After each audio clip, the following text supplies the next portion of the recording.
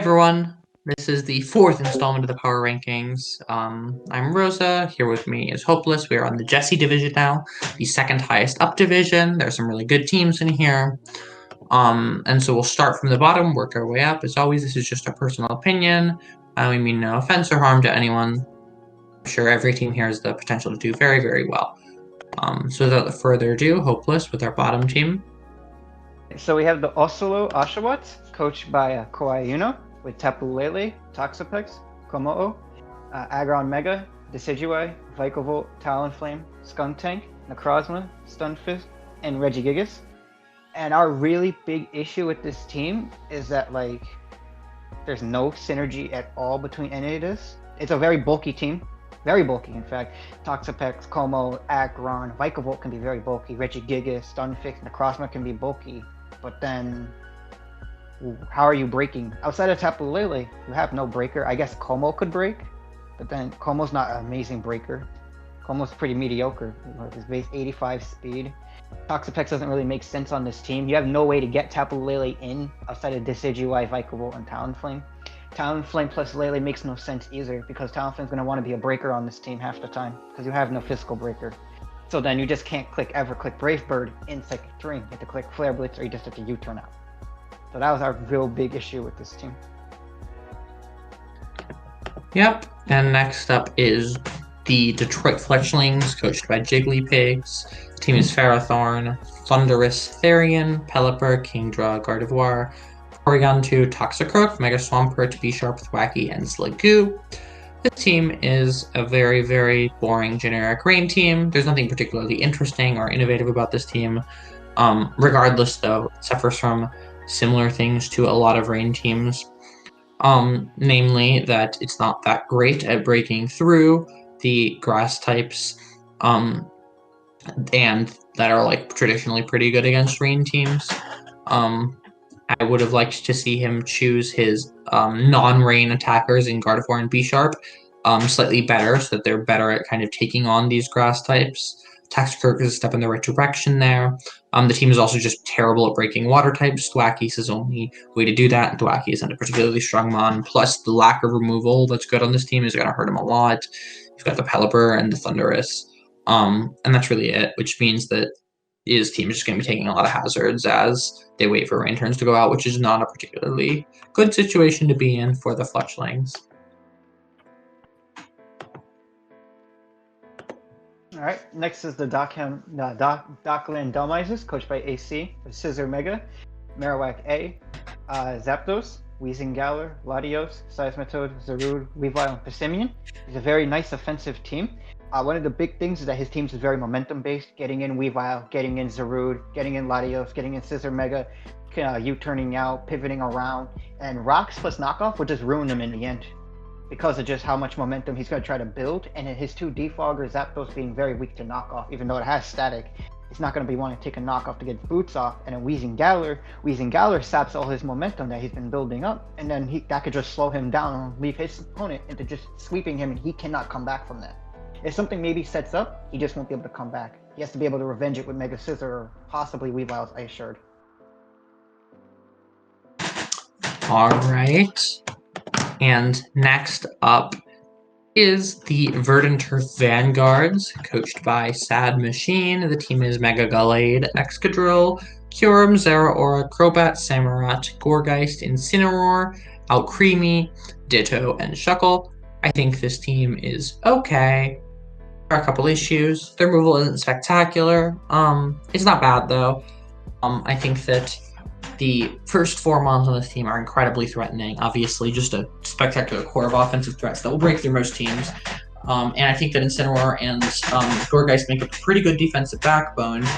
But in the end, I think the team will struggle just due to being not quite bulky enough, and also just not having a water type. Samurott doesn't count. It's a pretty terrible mon. And even if it's kind of a funny pick, I don't get the appeal in a competitive draft league because it's just not bulky enough to do its job, and this team will just be threatened by a lot of the things that bulky waters are designed to check. The team isn't quite bulky enough, and will get run over, especially given the fact that, like, there are some wasted points here. Ditto isn't necessary. This team's got some priority, and is pretty good against setup sweepers as a whole, with things like Alcremie for the special side. And then just like fast ones like Zero Art or Revenge a lot of things. So I don't think that the Ditto is necessary. Those points could have been used to kind of shore up the bulk on this team so it doesn't just get run over. All right. Next is the Atlanta Altarias, coached by Silverstar, with Aegislash, Clefable, Slowbro, Tangrowth, Charizard Mega, X, Jolteon, Volbeat, Lycanroc Blade, Gligar, Mienshao, Arbok. And one of the big issues with this team, I like all the fat on this team. I like the Aegislash, I like Clefable, I like Slowbro, I like Tangrowth, I like Gligar, I even like Mienshao. I do not like Zardex on this team. Why do you have Zardex when you got one defogger? Zardex will never come in unless you bring Gligar. It probably won't even come to most games unless you're bringing Gligar to every game. Zardex could function without a defogger. Yes, it probably can if you run DD Roost. But how often are you going to be running DD Roost? You can't get away with that every week, especially in Jessie division. People are just not going to let you do that. Clefable, Slowbro, Aegislash are great. Tangrowth is great. You have so much fat. If you're maybe invested in a better defogger outside of Volbeat, that'd be great, because your only real defogger is Gligar. Next up is the Jakarta Rattatas, spelled with a Z, of course, coached by Glizzy, Core, and the team is Mega Tyranitar, Togekiss, Sizor, Raikou, Entei, Suicune, Girder, Appleton, Silvally, Slowking Galar, Marowak. I think this team is pretty good, decently bulky. I love that he picked up all three of the legendary beasts. That's kind of cool. Couple issues though. Very slow team outside of Raikou. Raikou's the only one above 115 on this team. Or sorry, above 110 on this, above 100 on this team, coming in at 115. I think that'll cause issues, that this team will be outsped by a lot of common mons, and high speed mons will just not have to bring any speed. I also think that the team is a little bit lacking in terms of strong special attackers. Obviously, Raikou is good, but Raikou's not really a breaker, not quite strong enough to do it, and Togekiss is probably going to be in a defensive role more often than not. I like how strong this team is against special attackers. I would like to see a little bit more physically defensive mons as well, because while Tyranitar and Slowking just will not lose to any special attacker in the game, Scizor and Suicune are a little bit less up to par with the other two in terms of just pure walling ability. But overall, I think this team is pretty good. If it got a little bit faster with a little bit better special breaking ability, then I think this team would be better. I also like the Trick Room mode.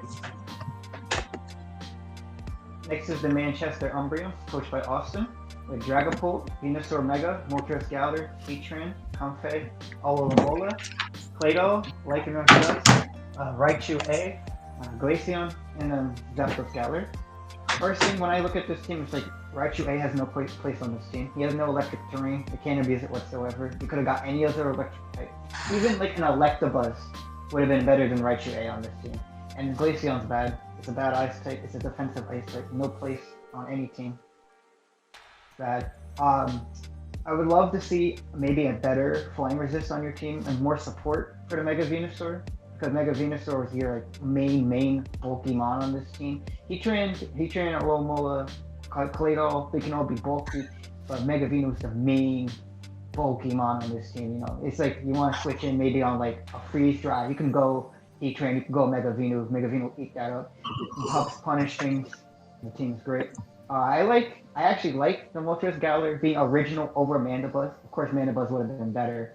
But I respect the originality in taking another Dark Flame type over Mandibuzz. Alright, up next is the Buddha Cloisters, coached by Mark.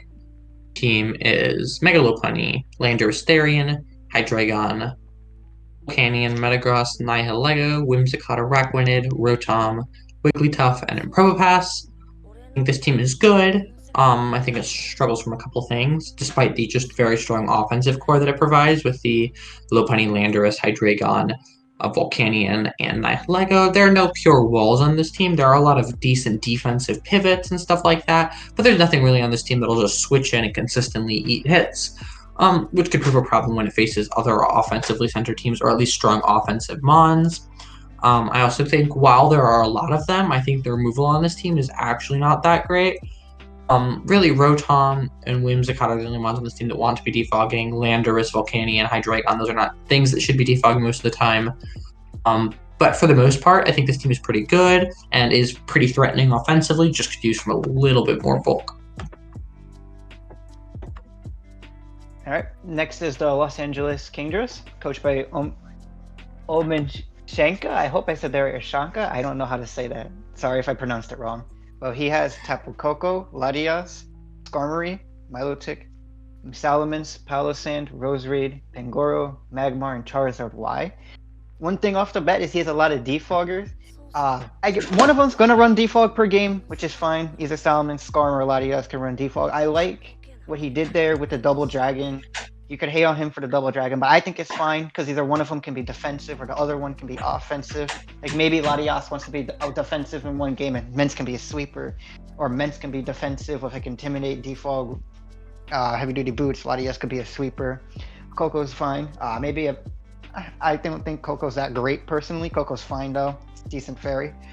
Palossand's amazing on this team. I love Palossand. Roserade's great for spikes. Charizard Y can function pretty decent because you have a defogger every game. Pangoro's an amazing breaker. Magmar's fine. It's another fire outside of Charizard Y. I think his team's pretty good all around. All right, in third place in the Jessie division, we have the Indianapolis Infernape, coached by Null.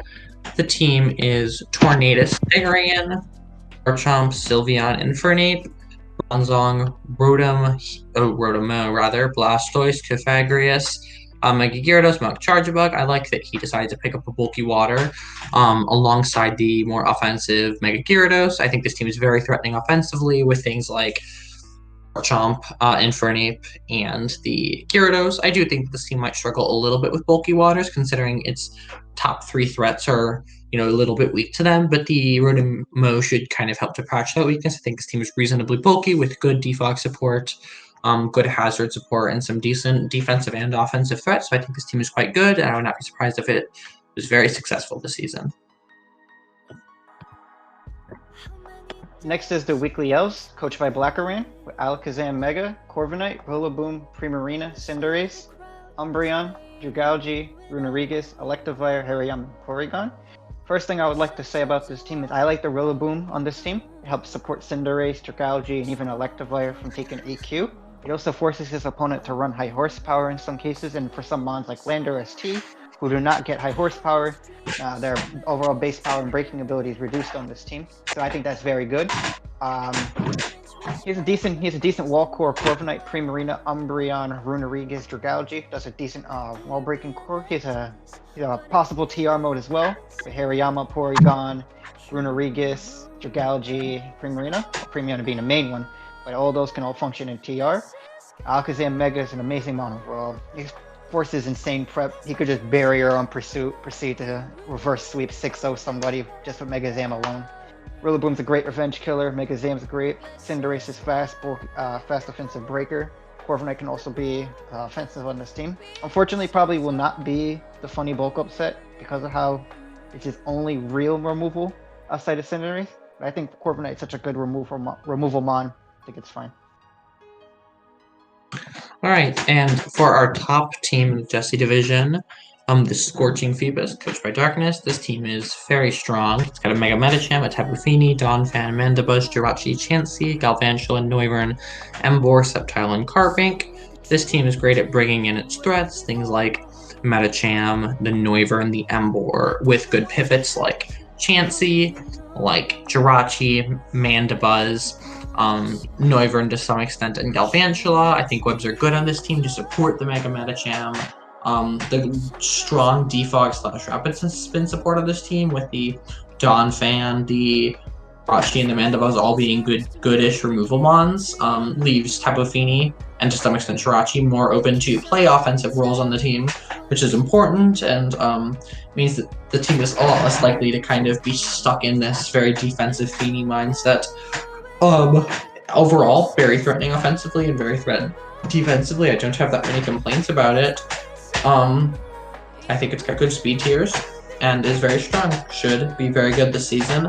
And its breakers are just going to put in a ton of work. It's very hard to wall the combination of Medicham, Emboar, There's just not all that many fighting switch-ins in the game, and especially not when you combine the Psychic and the Fire coverage in there with them. I think that this team will just kill everything. So yeah,